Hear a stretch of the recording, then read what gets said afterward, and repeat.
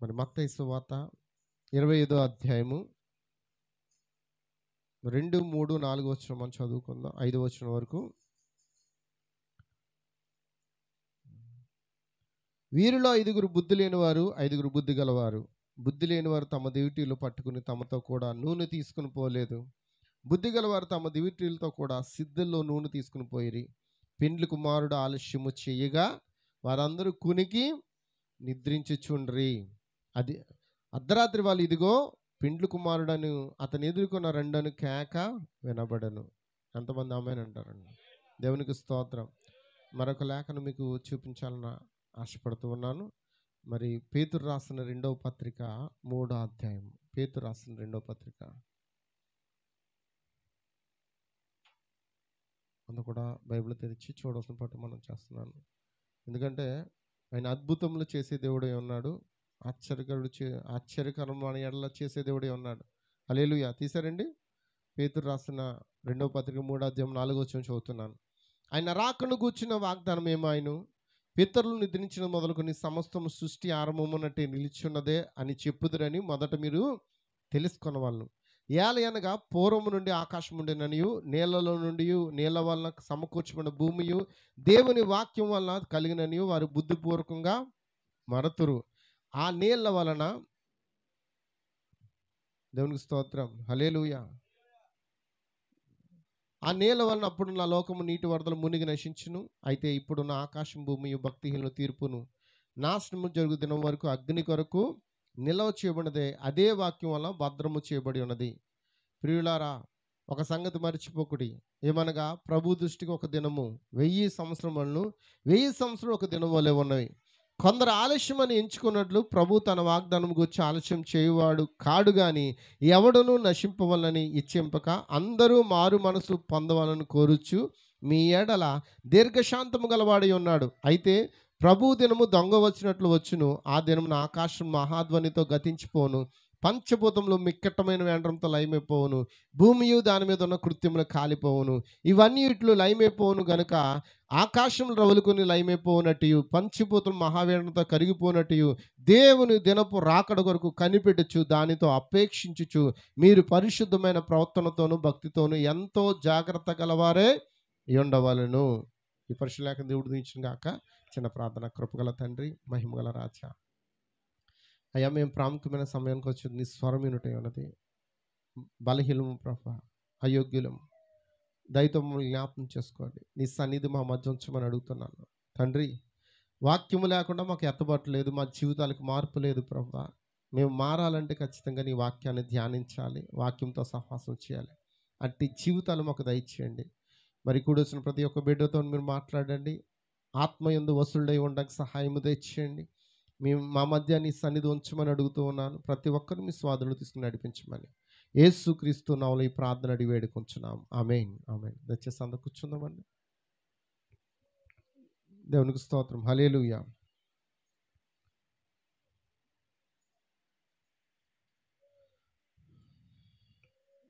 మనందరూ కూడా మన వాక్యంలో ధ్యానం చేద్దామండి. మనం చదువుకున్నాం మొదటి లేఖనం ఏంటి?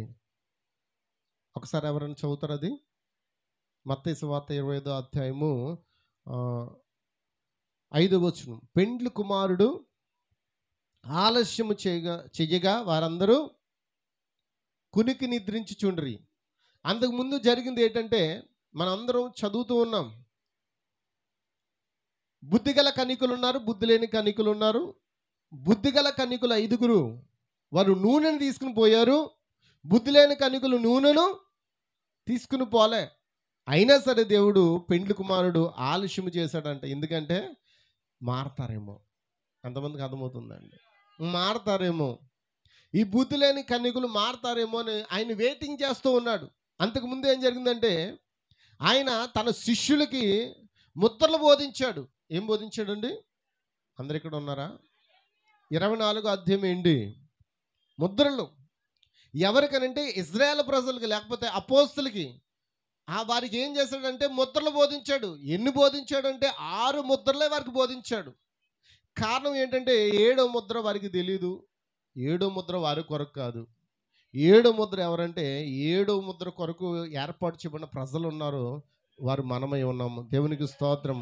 దేవుని నామమునకు మహిమ కలుగును గాక. దేవునికి స్తోత్రం. హల్లెలూయా. ఎంతమందికి అర్థమవుతుందండి? కాబట్టి 7వ దినములోకి వచ్చిన మనం, 7వ సంఘకాలములో జీవిస్తూ ఉన్న మనం అయితే లవోదికులో లేము. మనం ఎక్కడికి వచ్చి ఉన్నాం? మరలా ఎఫెసుకి తిరిగి వచ్చుచున్నాం. ఇప్పుడు ఈ లోకం నుండి మళ్ళీ తిరిగి ఎక్కడికి వెళ్ళబోతున్నాం? మనం పితరుడైన ఆదాము పోగొట్టుకున్న ఆ నిత్యమైన ఏదెన్లోనికి మనము వెళ్ళబోతున్నాం. ఆ ఏదెన్లో ఏముంటుందో తెలుసా? పసిపిల్లలు నాగపాము కలిపి ఆడుకుంటారు. సింహము పులి గడ్డి మేస్తుంది. హల్లెలూయా. వింటున్నారా? ఇవన్నీ జరుగుతాయా? ముందు జరిగింది కాబట్టి ఇప్పుడు జరుగుతుంది. దేవునికి స్తోత్రం. ఏమండి, నోవాహు వాడలో అన్నీ ఏం తిన్నాయి? నోవాహు వాడలో కొన్ని దినాలు ఇంచుమించు ఆ వాటర్ వెళ్ళిపోయేంత వరకు కూడా ఆ వాడలో అన్ని జంతువులను ఎక్కించినప్పుడు వాటి కొరకు ఫ్రూట్స్ని, మొక్కల్ని, అన్నిటిని, గడ్డిని అన్ని సమకూర్చాడుగా. మరి పులులు, సింహాలు, ఎలుగుబంట్లు, మాంసం జీవులు, నక్కలు ఉన్నాయా? అన్నీ ఉన్నాయి. కుక్కలు, నక్కలు, ప్రతిదాని జతలుగా దేవుడు అక్కడ ఎక్కించమని చెప్పాడు. ఇప్పుడు మాంసము తినే ప్రతి జంతువు కూడా ఏం తిన్నది? ఎందుకనో తెలుసా? అది నిత్యమైన ఏదెనుకు సాదృశ్యంగా ఉన్నది. ఆ 1000 పాలనలో ఖచ్చితంగా అవన్నీ కూడా మనము చూస్తాం. దేవునికి స్తోత్రం. ఒక నిత్యమైన ఏదెన్లోకి మనం వెళ్ళబోతున్నాం. దానికి ముందు 1000 పాలన జరగాలి. దానికి ముందు 3 ఏండ్ల పెండ్లి విందు జరగాలి. ఇప్పుడు ఎక్కడున్నామంటే మనము ఇక్కడి నుండి 3 ఏండ్ల పెండ్లి విందుకి, అంటే 3.5 సంవత్సరాల పెండ్లి విందు ఉంది మనకి. 7 ఏండ్లు కాదండి, 3.5 సంవత్సరాల పెండ్లి విందుకి మనం వెళ్ళబోతూ ఉన్నాం. అలాంటి దినములో మనం జీవిస్తూ ఉన్నాం. దేవునికి స్తోత్రం. హల్లెలూయా, హల్లెలూయా. కాబట్టి చాలామందికి అర్థం కాని విషయం ఏంటంటే, పెండ్లి కుమారుడు ఆలస్యం చేశాడు. ఎందుకు ఆలస్యం చేశాడు అనేదాన్ని ఎవరికి అర్థం కావట్లేదు. అయితే మత్తయి సువార్త 24వ అధ్యాయము శిష్యులకి ఏం చెప్పాడంటే, అర్థం చేసుకుంటున్నారా? శిష్యులకి 6 ముద్రల గురించి వివరించాడు. ఆ 6 ముద్రలు ఏంటంటే, ఈ యొక్క ప్రాంతంలో లేకపోతే ఈ కాలంలో ఏం జరగబోతున్న ప్రతి సమస్యను ఏం చేశాడు దేవుడు? అక్కడ ఏం చేశాడు? మాట్లాడండి అమ్మా. చెప్పాడా శిష్యులకి? ఏం చెప్పాడు? ఈ రాకడికి, యుగ సమాప్తికి సూచనలు ఏంటి ప్రభువా? నీ రాకడ ఇప్పుడు వచ్చేస్తుందా? నీ రాకడ ఎప్పుడు? నేను ఇంకా పోలేదయ్యా, నేను ఇంకా భూమి మీద ఉన్నాను. అప్పుడే రాకడ గురించి అడిగేస్తున్నారు. అమ్మా, అర్థమవుతుందా? ఆయన వెళ్ళకుండానే వాళ్ళు అక్కడున్న శిష్యులు ఏమడుగుతున్నారు? నీ రాకడికి, యుగ సమాప్తికి సూచనలు ఏంటి ప్రభువా అని అడుగుతున్నారు. నేను ఇంకా పోవాలి, చాలా కాలం ఉంది కదా, అవునా కదా? ఆయన వెళ్ళిపోవాలి. వెళ్ళిపోయిన తర్వాత ఈ యూదులు చంపబడాలి. అటు తర్వాత 7 సంఘకాలాల మధ్యలో జరగాలి. 7వ సంఘకాలంలో మనం రావాలి. ఆమేన్. ఆయన రక్తము చేత కడగబడిన ప్రజలు రావాలి. ఇన్ని సంగతులు ఉంటుండగా వాళ్ళు ఏమడుగుతున్నారు? నీ రాకడికి, సమాప్తికి సూచనలు అంటే అడిగారు కాబట్టి చెప్తున్నానని ఆయన ఏం చేశాడు? అక్కడక్కడ కరువులు ఉంటాయి, అక్కడక్కడ భూకంపాలు ఉంటాయి, అక్కడక్కడ యుద్ధాలు జరుగుతాయి, మనుషుల మీదకి మనుషులు, రాజ్యం మీదకి రాజ్యాలు లేస్తాయి. ఇప్పుడు ఆల్రెడీ మనం ఏం చూస్తున్నాం? చూస్తున్నారా? అంటే ఇప్పుడు నువ్వు ఎక్కడ ఉన్నావు? యుద్ధం జరుగుతున్న కాలంలో ఉన్నాం, కరువులు జరుగుతున్న కాలంలో ఉన్నాం, భూకంపాలు జరుగుతున్న కాలంలో ఉన్నాం. దేవునికి స్తోత్రం. ఆయన రాకను కూర్చిన సంగతులు గురించి వారు విన్నారు, మనం వినడం కాదు, వాటిని చూచే కాలంలో జీవిస్తున్నాం. ఎంతమంది ఆమేన్ చెప్తారు? ఆమేన్. సరే, ముందుకు వెళ్దాం. పెండ్లి కుమారుడు ఆలస్యం చేశాడు. ఎందుకు ఆలస్యం చేశాడు అనే దాని గురించి తెలుసుకుందాం. చాలామంది ఏమంటున్నారంటే, ఆయన రాకడికి, ఆయన రాకను కూర్చుని వాగ్దానం ఏమైపోయింది? చెప్పేసి వెళ్ళిపోయాడు కదా, ఏమైపోయింది? ఆయన వెళ్ళిపోయాడు, ఎప్పుడు వస్తుంది ఆయన రాకడా? పితరులను నిద్రించిన మొదలుకొని సమస్తం సృష్టి ఆరంభం ఎలా ఉందో ఇప్పుడు కూడా అలాగే ఉంది అని వారు చెప్తున్నారు. అయితే ఏలయనగా పూర్వము నుండి ఆకాశం ఉండిననియు, నీళ్లలో నుండి నీళ్ళ వల్ల సమకూర్చబడిన భూమి దేవుని వాక్యం వల్ల కలిగిననియు వారు బుద్ధిపూర్వకంగా మరతురు. హల్లెలూయా. ఆ నీళ్ళ వలన అప్పుడున్న లోకము నీటి వరదలో ఏమైపోయింది? మునిగి నశించిపోయింది. అవునా? ఆ లోకం అప్పుడున్న లోకం, ఎప్పుడున్న లోకం, నోవహు దినాల్లో ఉన్న లోకము నీటి నీటి కారణాన్ని బట్టి నీటిలో మునిగి నశించిపోయింది. మరి ఇప్పుడున్న ఆకాశం భూమి నీళ్ళ చేత కాదు, నీళ్లు ఇంక లేవు, అగ్ని చేత కాలిపోవడానికి. ఇది తీర్పు కొరకు, తీర్పు యొక్క నాశనం కొరకు. ఇది ఆ తీర్పు జరిగేంత వరకు కూడా ఇది అగ్ని కొరకు నిల్వ చేయబడినది. అగ్ని కొరకు నిల్వ చేయబడింది. అదే వాక్యం ప్రకారంగా మనం కూడా భద్రం చేయబడి ఉన్నాం. ఎంతమందికి అర్థమవుతుంది? దేవునికి స్తోత్రం, హల్లెలూయా. అయితే ప్రియులారా, ఒక సంగతి మర్చిపోకుడి. ఏమనగా ప్రభు దృష్టికి ఒక దినము, అమ్మ చెప్పాలి, ఒక దినము 1000 సంవత్సరాలు. ఒక దినం 1000 సంవత్సరములు. 1000 సంవత్సరాలు ఒక దినం వల్లే ఉన్నాయి. ఏమో అంతేనా? ప్రభు దృష్టికి మనకు 1000 సంవత్సరాలు అయితే అనుకో ఒక దినం. ఏమండోయ్, అందరం వైపే చూస్తున్నారా? మరి నువ్వు ఆరాధన చేస్తున్న రోజును గుర్తేసుకుంటే ఆయన దృష్టిలో ఒక సెకండ్ ఉంటుందా? ఒక నిమిషం ఉంటుందా? చెప్పండి.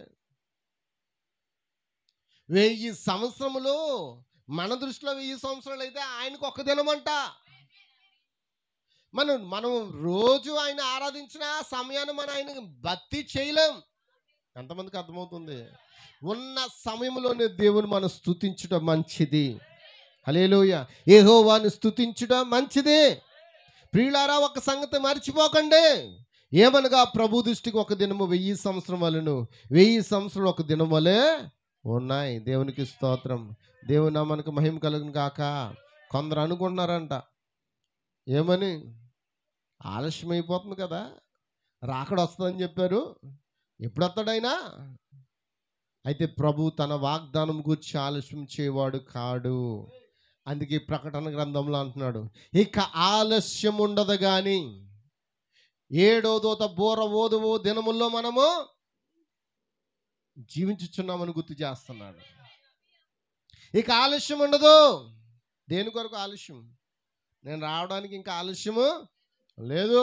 7వ దూత పలుకు దినముల్లో అతడు బోర ఓదువచ్చుండగా దేవుడు తన దాసులు పలికిన దేవుని సువార్త ప్రకారం దేవుని మర్మము సమాప్తమగు దినముల్లో జీవిస్తూ ఉన్నాం. దేవునికి స్తోత్రం.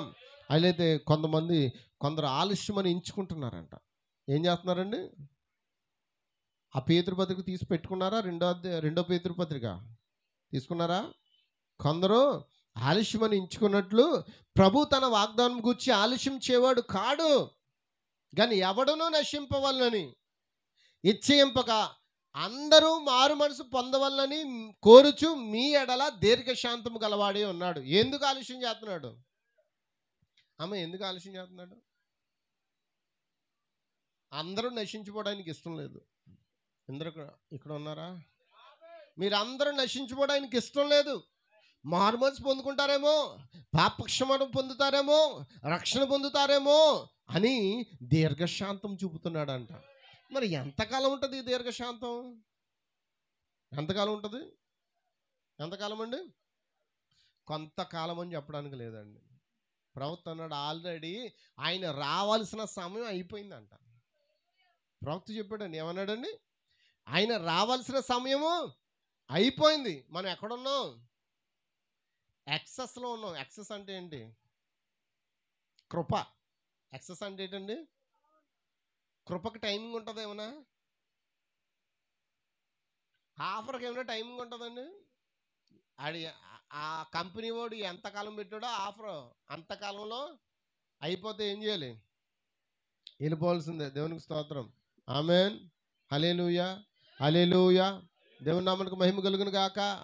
అయితే ఇప్పుడు మనం మన పైన దీర్ఘశాంతము చూపుతూ ఉన్నాడు. కారణం ఏంటంటే నువ్వు మారు మనసు పొందుతావేమో అని, వాక్యానికి లోబడతావేమో అని, వాక్యాన్ని ఇష్టపడతావేమో అని, వాక్యాన్ని ప్రేమిస్తావేమో అని, వాక్యంతో సహవాసం చేస్తామని ఆయన ఎంతో దీర్ఘశాంతం చూపుతూ ఉన్నాడండి. అయితే ఆయన రాకడ ఎలా వస్తుందంట? అయితే ప్రభు దినము దొంగ వచ్చినట్లు వచ్చును.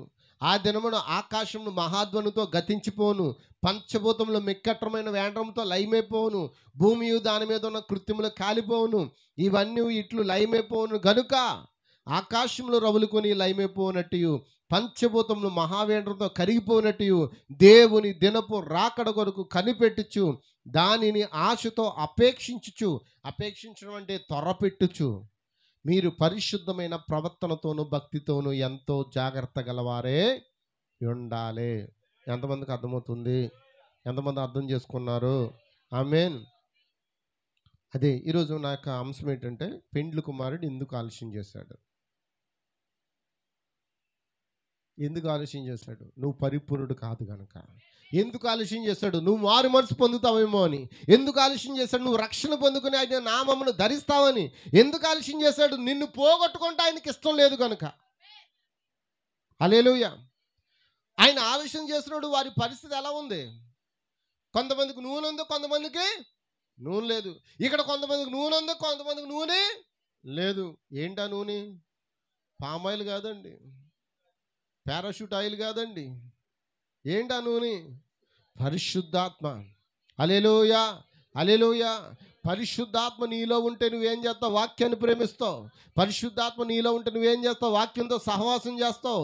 పరిశుద్ధాత్మ నీలో ఉంటే ఏం చేస్తావు? సహవాసాన్ని ప్రేమిస్తావు. హల్లెలూయా. అందుకే ఆయన మన పట్ల ఎందుకు దీర్ఘశాంతుడుగా ఉన్నాడు? హల్లెలూయా, హల్లెలూయా. దేవునికి స్తోత్రం. దేవుని నామానికి మహిమ కలుగును గాక. దేవుని నామానికి మహిమ కలుగును గాక. ఆమేన్. చాలామంది ఆలోచన ఎలా ఉన్నో తెలుసా? ఆలస్యం అయిపోయాడులే, ఎలాగో ఆలస్యం అయిపోయాడు ఒకడు అంటే ఏం చేస్తాడో ఒకసారి బైబిల్లో చూద్దామండి. మత్తయి సువార్త 24 అధ్యాయం 48, 49, 50 వచనం చదువుతాం. 24 అధ్యాయం 48, 49, 50 ఏముంది? అయితే దుష్టుడైన ఒక దాసుడు, అమ్మా, దుష్టుడైన ఒక దాసుడు, వింటున్నారా? మంచి దాసులు ఉన్నారు, దుష్టులైన దాసులు ఉన్నారు. అయితే దుష్టుడైన ఒక దాసుడు నా యజమానుడు ఆలస్యం చేస్తున్నాడని తన మనసులో అనుకుని తన తోడి దాసులను కొట్ట మొదలుపెట్టి త్రాగుబోతులతో త్రాగుచున్నాడంట. అమ్మా, అర్థమైందా? ఏమర్థమైంది? యేసుబాబు వస్తానని చెప్పాడు, ఇంకా రాలేదు, ఆయన ఆలస్యం చేశాడని. ఈ భ్రష్టుడు అంటే ఏం చేస్తాడంట? లేదా దుష్టుడైనా ఉంది అక్కడ. ఈ దుష్టుడు ఏం చేస్తాడంట? తన తోటి స్నేహితుల్ని కొట్టాడంట. కొట్టాడా? అలా ఉందండి. కొట్ట మొదలుపెట్టి త్రాగుబోతులతో త్రాగుతూ కూర్చున్నాడంట. అయితే ఆ దాసుడు కనిపెట్టని దినముల్లోను, అమ్మా, ఆ దుష్టుడైన దాసుడు కనిపెట్టని దినముల్లోను వాడు అనుకున్న గడియల్లోనూ వాని యజమానుడు వచ్చి వానిని ఏం చేస్తాడంట? నరికించి వేషధారులతో కూడా వానికి పాలు నియమించెను. దేవునికి స్తోత్రం. ఆమేన్, ఆమేన్, హల్లెలూయా. ఇప్పుడు మనం ప్రయాణం ఎక్కడ? వేషధారులుగా జీవితం వాళ్ళు ఎక్కడికి పోతారు? అక్కడ ఉంటుంది. వానికి పాలు నియమించును. అతడు ఎక్కడున్నాడు? అక్కడ ఏడుపును పండ్లు కొరుకుటయు ఉండును. అక్కడ ఏడుపును, ఎక్కడ? ఏ స్థలంలో ఉన్నాడు అతడు? ఆ దుష్టుడైన దాసుడు ఎక్కడున్నాడు? పాతాళంలో ఉన్నాడు. పండ్లు కొరుకుట ఉంది, అక్కడ ఏడుపు ఉన్నది. అటువంటి స్థలానికి వెళ్ళిపోయాడు. కారణం ఏంటి? ఇంకా రాలేదు నా యజమానుడు అని ఆలస్యం చేస్తూ, ఆయన ఆలస్యం చేశాడు కనుక నా ఇష్టానుసారంగా నేను జీవిస్తాను, నా తోడుదాసులను కొడతాను, తిడతాను, త్రాగుతాను, నా ఇష్టం. జాగ్రత్త సుమి, నా ఇష్టమని తిరుగుతున్నావేమో. ఒక రోజున ఆ యజమానుడు దిగి వచ్చి అతన్ని ఏం చేస్తాడంట? ఏం చెప్పాడండి వాక్యం? నరికి వేయిస్తాడంట. నిజమేనా? నరికి వేయించి వేషధారులతో కూడా వానికి పాలు నియమించును. ఎక్కడున్నాడు వేషధారులు? పాతాళంలో ఉన్నారు. దేవునికి స్తోత్రం. హల్లెలూయా. అందరు ఇక్కడే ఉన్నారా? అమ్మా, జాగ్రత్తగా వింటున్నారా? కాబట్టి ఆయన ఆలస్యం చేశాడంటే దానికి అర్థం ఏంటో తెలుసా? మనం ఇంకా సిద్ధపడలేము. మనం భయపడినవాడు ఏం చేస్తాడు? దేవునికి భయపడేవాడు ఏం చేస్తాడు? దినదనము సరిదిద్దుకోవడానికి ప్రయత్నం చేస్తాడు. భయపడని వాడు ఏం చేస్తాడు? ఎలా పడితే అలా జీవిస్తూనే ఉంటాడు. దేవునికి స్తోత్రం. అయితే నీవు జీవించున్న కాలంలో ఎరిగి ఉన్నావా? ఆమేన్, అమ్మా వింటున్నారా? మీరు జీవించున్న కాలమును ఎరిగి ఉన్నారా? ఒకసారి ఇప్పుడు మనం చదవలసిన లేఖనం ఉంది. రోమీయులకు రాసిన పత్రిక 13వ అధ్యాయం 11వ వచనం త్వరగా. మనం ఎందుకు నిద్ర మేలుకోవాలనే విషయం మాకు చదువుతాం. మరియు మీరు కాలమును ఎరిగి నిద్ర మేలుకొను వేళ అయినదని తెలుసుకుని అలాగు చేడి. మనం విశ్వాసం అయినప్పటికంటే ఇప్పుడు రక్షణ మనకు మరీ సమీపముగా ఉన్నది. ఆమేన్. అందరికి అర్థమైందా అమ్మ? అర్థమవుతుందా? అర్థమైందా బ్రదర్స్? ఎవరేం మాట్లాడదు, అర్థమవుతుందా? కాలమును ఎరగాలి, నిద్ర మేలుకోవాలంట. కాలమును ఎరిగి నిద్ర మేలుకొని వేళ అయిందని తెలుసుకుని అలాగూ చేయండి. మనం విశ్వాసం అయినప్పటికంటే ఇప్పుడు మనకి చాలా రక్షణ మనకు చాలా సమీపంగా ఉన్నది. అవునా? మన యొక్క గొప్ప రక్షణ నిర్లక్ష్యం చేసుకుంటే ఎలా తప్పించుకుంటాం? ఇంత గొప్ప రక్షణ నిర్లక్ష్యం చేసిన ఎడల ఎలాగో తప్పించుకుంటాం? అందుకే సహోదరుడా, నీకు ఖచ్చితంగా రక్షణ అవసరమే ఉన్నది. సహోదరి, నీకు రక్షణ చాలా అవసరమైంది. సహోదరుడా, నీకు నూనె చాలా అవసరమైనది. సహోదరి, నీకు పరిశుద్ధాత్మ చాలా అవసరమై ఉన్నాడు. అందుకే ఎందుకు నిద్ర మేలుకోవాలి? నువ్వు ఇంకా చచ్చిన వారితో తిరుగుతున్నావా? దేవునికి స్తోత్రం. ఎంతమందికి అర్థమవుతుంది? ఇంకా మనము చచ్చిన వారితోనే ప్రయాణం కొనసాగుతున్నామా? మనం నమ్మామే, బబులో నుండి బయటకు వచ్చామో నమ్మాం. ఆమేన్. మరలా బబులోను ప్రేమించున్నావు. అయితే నిన్నేమనాలి? ఆనాడు ఇజ్రాయేల్ ప్రజ ఐగుప్తు నుంచి బయటకు వచ్చి మళ్ళీ తిరిగి వెనక్కి వెళ్ళిపోతున్న బబులోనుగా జీవించారు వాళ్ళు. అవునా? బబులోనులుగా ప్రవర్తించారు. వారు ఇజ్రాయేల్ ప్రజలే కావచ్చు, వారు రక్తం కింద విడిపించబడవచ్చు. వారు ఎర్ర సముద్రం దగ్గర వచ్చి ఆ యోర్దాను నది దాటి, ఆ యోర్దాను కదా ఎర్ర సముద్రం దాటి వాళ్ళు ఏమనుకున్నారు? మళ్ళీ తిరిగి మళ్ళీ వెనక్కి వెళ్ళిపోదాం అనుకుంటున్నారు. సహోదరుడా, సహోదరి, బబులోను నుండి బయటకు వచ్చావు, మరలా బబులోను ప్రేమించున్నావు. నువ్వు మోషే దినములో అరణ్యములో రాలిపోయిన ఇజ్రాయేల్ వలె జీవించాలనుకుంటున్నావా? మరి నీ సంగతి ఏంటి? హల్లెలూయా, హల్లెలూయా. అందుకే ఆయన అంటున్నాడు ఎఫెసీయుల పత్రిక 5వ అధ్యాయం 14వ వచనంలో, అందుచేత నిద్రించుచున్న నీవు మేలుకుని మృతుల్లో నుండి లెమ్ము. ఇంకా నువ్వు మృతులుగా జీవిస్తున్నావేమో, ఇంకా మృతుల వలె ఉన్నావేమో. వారు జీవులుగా అంటే ఇప్పుడు చూసే కంటికి ప్రతి ఒక్కరు ఎలా కనబడుతున్నారు? బ్రతికిన వారిలే కనబడుతున్నారు. కానీ దేవుని దృష్టిలో ఎలా కనబడుతున్నాం మనం? చెప్పాలండి, చచ్చిన వారి వల్లే కనబడుతున్నాం. కాబట్టి నిద్రించుచున్న నీవు మేల్కొని మృతుల నుండి లెమ్ము, క్రీస్తు నీ మీద ప్రకాశించునని ఆయన చెప్పుచున్నాడు. బబులోను విడిచి బయటికి రా, బబులోను కార్యములు విడిచి బయటికి రా. మళ్ళీ బబులోను ప్రేమించుతున్నావా? మోషే దినములో జరుగుతున్న అదే కార్యం మరలా నీ జీవితంలో జరుగుతుంది. హల్లెలూయా. యెహోషువ కాలేబులు ఆ యొక్క ఐగుప్తుని విడిచి, వారు ఆ యొక్క బబులోను విడిచి వారు ప్రయాణంలో ఉన్నప్పుడు వారు విడిచిపెట్టింది ఏంటంట? ఆచారాలు, సిద్ధాంతాలు అన్నీ విడిచిపెట్టారంట. వారు బయటకు వచ్చి మళ్ళీ వెనక తిరిగి చూడలే. వెనక తిరిగి చూస్తే వారు కూడా ఎక్కడ పోతారు? అరణ్యంలో రాలిపోదురు. కానీ వారిద్దరు మాత్రమే, ఆ యొక్క కుటుంబం మాత్రమే, ఆ కుటుంబాలు ఏమన్నారు? యెహోషువ అంటున్నాడు, నేనును నా ఇంటి వారును యెహోవాను మాత్రమే సేవిస్తా. మీరు మరలా వెనక్కపోయి మీ దేవతను ఆరాధించుకుంటారు, మీ దేవుళ్ళని ఆరాధించుకుంటారు, మీ ఇష్టం.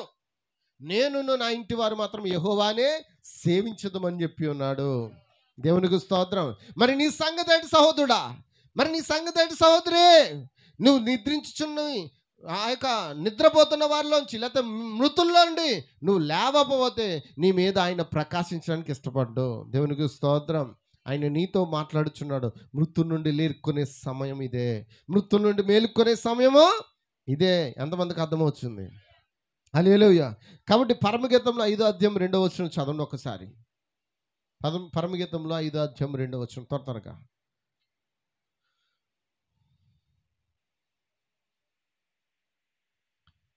మనం ఎందుకు ఈ కాలంలో పిలువబడి ఉన్నాం మనకు అర్థమవుతుంది. నేను నిద్రించితేనే గాని నా మనసు మేలుకొని ఉన్నది. నా సహోదరి, నా ప్రియులారా, నా ప్రియురాలా, నా పౌరమా, నిష్కలంకురాలా, ఆలకింపము. నా తల మంచుకు తడిసింది, నా వెంట్రుకలు రాత్రికి చినుకులకు తడిసినవి. నాకు తలుపు తీయమనుచు నా ప్రియుడు వాకిలి తట్టుచున్నాడు. ఎంతమందికి అర్థమవుతుంది? హల్లెలూయా. నాకు తలుపు తీయమనుచు నా ప్రియుడు వాకిలి తట్టుచున్నాడు. చాలండి. ఇప్పుడు మనం ఎక్కడున్నాం? మనం ఎక్కడున్నాం? తలుపు తడుతున్న కాలంలో ఉన్నాం. తలుపు తడుతున్న కాలంలో జీవిస్తున్నాం. ఇదిగో తలుపు యొద్ద నుండి నేను తట్టుచున్నాను. ఎవడైతే తలుపు తీస్తాడో వాడితో కలిసి నేను భోజనము చేస్తాను. ఆయన అంటున్నాడు, నేను నిద్రించితనే గాని నా మనసు మేలుకొని ఉన్నది. హల్లెలూయా. నా సహోదరి, నా ప్రియురాలా, నా పావురమా, నిష్కలంకురారా, ఆలకింపుము. నా తల మంచుకు తడిసింది. నేను నిద్రించితేనే కానీ అంటే దాని అర్థం ఏంటో తెలుసా? ఆయన మన కొరకు ఏం చేశాడు? నిద్రపోయాడా లేదా? గాఢ నిద్రలోకి వెళ్ళిపోయాడా లేదా? ఆమేన్. కానీ ఆయన మనసు, ఆయన ఆత్మ ఏముంది? మేలుకొని ఉన్నది. ఆయన అంటాడు, నా సహోదరి, నా ప్రియురాలా, నా పావురమా, నిష్కలంకురాలా, ఆలకించు. నా తల మంచుకు తడిసి ఉన్నది. ఎలా తడిసింది? కనబడుతుందా? మంచుకు తడిసిన తల కనబడుతుందా? ఎంతమందికి అర్థమవుతుంది? ఆయన బలిష్ఠైన దూతగా వచ్చాడా? ఆయన మేఘము ధరించుకుని వచ్చాడా? మంచు తడిసిపోయిన తలలా వచ్చాడు ఆయన. నా వెంట్రుకలు రాత్రి కురియ చినుకులకు తడిసినవి. నాకు తలుపు తీయమనుచు నా ప్రియుడు వాకిలి తట్టుచున్నాడు. అందుకే ప్రకటన గ్రంథంలో ఆయన అంటున్నాడు, ఆయన ఇదిగో తలుపు యొద్ద ఉండి తట్టుచున్నాడు. ఆ స్వరం విని ఎవరైతే తలుపు తీరుస్తారో వారితో కలిసి భోజనం చేస్తానన్నాడు. ఇప్పుడు మనం ఏ కాలంలో జీవిస్తున్నాం? ఆ స్వరం వింటున్న కాలంలో ఉన్నాం. ఆ బలిష్ఠైన మైటీ ఏంజెల్ మాట్లాడుతున్న కాలంలో జీవిస్తూ ఉన్నాం. హల్లెలూయా, హల్లెలూయా. అందుకే ఎలాంటి ప్రజల కొరకు ఆయన వెతుకుచున్నాడో తెలుసా? ఎలాంటి ప్రజల కొరకు ఎదురుచున్నాడు? ఈ కాలంలో ఆయన స్వరానికి లోబడి ఆయన వాక్య ప్రకారంగా జీవించే వారి కొరకు మాత్రం ఆయన వెతుకుచున్నాడు. దేవునికి స్తోత్రం. మీరు చూడాలంటే లూకా సువార్త 18:8 చదవండి. త్వరగా. ఆయన వారికి త్వరగా న్యాయము తీర్చును. వారి విషయమే కదా ఆయన దీర్ఘశాంతము అంటే. దాని అర్థం ఏంటంటే, దీర్ఘశాంతం అంటే ఏంటి? ఆలస్యము చేయుచున్నాడు. ఎవరి విషయం? ఎవరి విషయం అండి? నా విషయమే. ఎంతమంది చెప్తారు? నా విషయమైన దీర్ఘశాంతం చూపుతున్నాడు. అంతే, దాని అర్థం ఆలస్యం చేయుచున్నాడు. మీతో చెప్పుచున్నాను, ఆయనను మనిషి కుమారుడు వచ్చుచున్నప్పుడు ఆయన భూమి మీద విశ్వాసము కనుగొనునా. ఏంటి విశ్వాసం? అమ్మా, ఏంటి ఆ విశ్వాసం? అందరు ఇక్కడ ఉన్నారా? ఎలాంటి విశ్వాసం ఉండాలి మనకి? చెప్పండి అమ్మా. ఇక్కడికి ఎందుకు వచ్చారు? మీరు ఎలాంటి విశ్వాసం కలిగి ఉన్నారు? ఆయన వచ్చినప్పుడు వెళ్ళిపోదామని విశ్వాసం మీలో ఉందా? ఆయన వస్తే వెళ్ళిపోదామని ఆశ మీలో ఉందా? ఒకవేళ అలాంటి విశ్వాసం కలిగిన వారిని ఆయన కనుగొని చూడాలనుకుంటున్నాడంట. అందుకే ఈ దినాల్లో ఆయన వచ్చినప్పుడు ఆయన భూమి మీద విశ్వాసం కనుగొన్నా అని అంటున్నాడు. ఆయన ఆలస్యం చేయగా కారణం నీవు ఆయన కొరకు సిద్ధపడ్డానికే. దేవునికి స్తోత్రం. ఎంతమందికి అర్థమైందండి ఇప్పటి వరకు? హల్లెలూయా, హల్లెలూయా, హల్లెలూయా, హల్లెలూయా. దేవుని నామమునకు మహిమ కలుగును గాక. నేను ఒక మాట చెబుతున్నాను. పరలోక పెండ్లి కుమారుడు మరియు భూలోక పెండ్లి కుమార్తె యొక్క భవిష్య గృహం అనే వర్తమానంలో చెప్తున్నాడు. ఆయన మనకు 3 దశల కృపను అనుగ్రహించాడు. ఎన్ని దశలండి అమ్మా? ఎన్ని దశలు ఉన్నాయి? కృప 3 దశలు. ఆయన తన విమోచన పథకమును ఇక్కడ మనకి ఎట్లు తేటతలం చేశాడు చూడండి. మనము మన స్వనేత్రములతో దేవుడు ప్రపంచమును విమోచించుకు చేసిన దానితో పోల్చి చూడండి. ఆయన తన జనులను విమోచించుటకు అదే చేసును. దేవునికి స్తోత్రం. హల్లెలూయా. ఆయన 3 దశల కృపను ఇచ్చెను. ఆయన లోకమును 3 దశలుగా నడిపించినట్లే ఇది ఉన్నది. ప్రపంచం 3 దశల శుద్ధీకరణం పొందిన తర్వాతే ఆయన దీనిపైకి వస్తాడు. ఉన్నారా? అందరు ఇక్కడ ఉన్నారు. ఈ ప్రపంచం 3 దశలు పొందుకుంటేనే, లేదా 3 దశలుగా నడిపించిన తర్వాతే దేవుడు ఈ భూమి మీదకి వస్తాడంట. మరి మన మీదకి అందరు ఇక్కడ ఉన్నారా? నూనె గురించి నేర్చుకుంటున్నాం కదా, నూనె కోసం తెలుసుకోవాలందా? అందరూ నా వైపు చూడండి. ఎంతమందికి నూనె కావాలి? ఎంతమందికి ఆ పరిశుద్ధాత్మ నూనె కావాలి? కృప 3 దశల గురించి మనకు బోధిస్తూ ఉంది. ప్రపంచం 3 దశల శుద్ధీకరణం పొందిన తర్వాత ఆయన దీనిపైన దిగొస్తాడు. ఆ విధంగానే ఆయన 3 దశల కృపలో వచ్చును. హల్లెలూయా.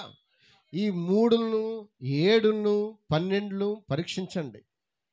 దేవుడు 3లో పరిపూర్ణుడు, 7లో సంపూర్ణుడు, 12లో ఆయన అపోస్తులకు సాదృశ్యము. ఆమేన్. హల్లెలూయా. పాత ప్రపంచము జలప్రకు ముందున్నది.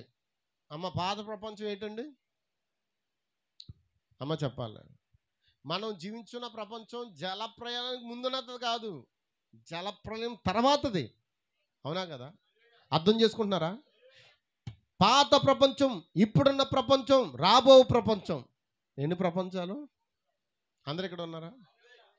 పాత ప్రపంచం, ఇప్పుడున్న ప్రపంచం, రాబోచున్న ప్రపంచం. ఆయన యొక్క రక్షణ పథకం ఎప్పుడునూ ఒక్కలాగే ఉంటుంది. అదే పద్ధతిని ఆయన వాడతాడు. ఆయన ఎన్నడూ మారడు. నిజమేనా? ఆయన మార్పు లేని దేవుడు. మలాకి గ్రంథంలో చెప్తూ ఉన్నాడు, నేను మార్పు లేని దేవుడిని. ఆయన మొదటి వ్యక్తిని నిర్దోష రక్తము చిందించడం ద్వారా రక్షించినట్లయితే తర్వాత వారిని కూడా అలాగే రక్షిస్తాడు. నిజమేనా? మొదటి వ్యక్తిని ఎలా రక్షించాడో చివరి వ్యక్తిని కూడా అదే విధంగా. ఇంకా మార్పు లేదండి. ఎంతమందికి అర్థమవుతుంది? ఆయన ప్రతి వారిని ఆ విధంగానే రక్షించవలసి ఉన్నాడు. ఆ ఒక వ్యక్తిని ఆయన ఏ షరతులతో స్వత్తపరచునో, ఏ షరతులతో ఆయన నేడును వర్తించును. యేసు కానీ, అపోస్తులు కానీ, ప్రవక్తలు కానీ అందరూ ఆ విధంగానే చేసిరి. ఆయన మారడు. మానవులు మారిపోతారు, మన మనసులు మారిపోతాయి, మన బుద్ధులు మారిపోతాయి. ఆయన కాలములు మారినా కానీ, యుగాలు మారిన కానీ దేవుడు ఎల్లప్పుడూ ఒకే రీతిగా నిలిచి ఉండును. ఆయన పరిపూర్ణముగా రోగులకు అదంతా నిరీక్షణ ఇచ్చుచున్నదే. ఆ కృప 3 దశలను మనకు వివరిస్తూ ఉన్నది. ఎన్ని దశలండి? దేవునికి స్తోత్రం. దేవుని నామమునకు మహిమ కలుగును గాక. ఆమేన్. అందరు నమ్ముతూ ఉన్నారా? హల్లెలూయా.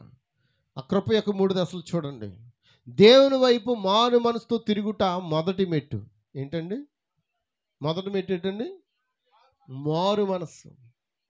దాని తర్వాత నీటి బాప్తిసం, పాపక్షమతం ప్రతివాడును యేసుక్రీస్తు నామములో బాప్తిసం పొందుట. ఇది 2వ దశ. 3వ దశ ఏంటి? పరిశుద్ధాత్మ బాప్తిసం. అంటే మన దేహము శుద్ధీకరించబడిన తర్వాత, మన పాపములు పోయిన తర్వాత, మనం శుద్ధీకరించబడిన తర్వాత ఆయన పరిశుద్ధాత్మ మనలోనే ఉంచుతాడు. అలాంటి భూమి మీద ఆయన నివాసము చేస్తానని వాక్యం చెప్తున్నాడు. దేవునికి స్తోత్రం. హల్లెలూయా, హల్లెలూయా. కాబట్టి మారు మనసు పొంది యేసుక్రీస్తులో బాప్తిసం పొందిడి. ఎందుకొరకు? పాపక్షమాపణ నిమిత్తం. గత పాపం పోవడానికి. భవిష్యత్తు పాపంతో దానికి ఎట్టి సంబంధము ఉండదు. గత పాపం ఏంటి? నువ్వు చేసిన పాపం కొట్టివేయబడును. ఆదాము చేసిన దాని గురించి నువ్వు పశ్చాత్తపడలేవు. నిజమేనా? మన పితరుడైన ఆదాము చేసిన పాపాన్ని గురించి మనం ఏమైనా ప్రార్థన చేస్తున్నామా? లేవండి. దాన్ని నువ్వు ఎన్నడూ చేయలేదు. నువ్వు చేసిన దానికే నువ్వు క్షమాపణ పొందేదవు. పాత స్వభావం ఇంకా అక్కడే ఉన్నది. ఎంతమందికి అర్థమవుతుంది? హల్లెలూయా. ఇదిగో మానవ హృదయం ఉంది. ఈ మానవ హృదయంలో ఓ పక్కనేమో తెలుపు ఉంది, ఓ పక్కన నలుపు ఉంది, ఓ పక్కనేమో పాము ఉంది, మరో పక్కన పావురం ఉంది. ఎంతమందికి అర్థమవుతుంది? నా వైపు చూస్తున్నారా? పాము చెప్పినట్లుగా ఒక్కొక్కసారి నువ్వు ప్రవర్తిస్తుంటావు, పావురం చెప్పినట్లుగా ఒక్కోసారి ప్రవర్తిస్తూ ఉంటావు. ఎప్పుడు ఒకలాగే ఉంటావా? ఎప్పుడు మీ హృదయం తెల్లగానే ఉంటుందా? ప్రవక్త అంటాడు మీ హృదయం నలుపు అంట.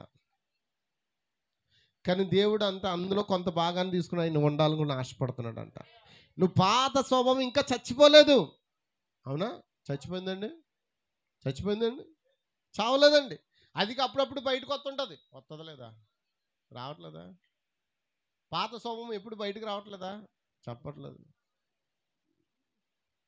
పాత స్వభావం అప్పుడప్పుడు బయటకు వస్తుందా అంటే వాడు ఎక్కడున్నాడు? ఇంకా ఆడ లోపలే ఉన్నాడు. అటు పూర్తిగా చావలేదు. వాడు చస్తే కానీ ఆయన నీ లోపలికి రాడాయన. ఎంతమందికి అర్థమవుతుంది? అందుకే గమనించండి, మానవ హృదయం ఇందులో ఒక పాము ఉంది, అదే పాపము. హల్లెలూయా. ఇక్కడ అతని ప్రాణం ఉంది, ఇక్కడ పావురం ఉంది, అనగా పరిశుద్ధాత్మ, అది అతని జీవము. కానీ అతని యొక్క అసూయ, చెడుతనము, ద్వేషము ఓ పక్కన ఉన్నాయి. లేవా? అసూయ, చెడుతనము, ద్వేషము, పాపము అన్నీ ఒక పక్కన ఉన్నాయి. దీనివల్ల ఇదంతా జరుగుతుంది. కానీ ఓ పక్కన ఏముందంటే ప్రేమ, సంతోషము, దీర్ఘశాంతం ఉంది. దీనివల్ల కలుగు ఫలితములు వేరేగా ఉన్నాయి. దీనివల్ల వచ్చే ఫలితాలు వేరు, దీనివల్ల వచ్చే ఫలితాలు వేరు. అమ్మ వింటున్నారా? సర్పం వల్ల వచ్చే ఫలితాలు వేరు, పావురం వల్ల వచ్చే. పావురం సర్పం ఎక్కడుంది?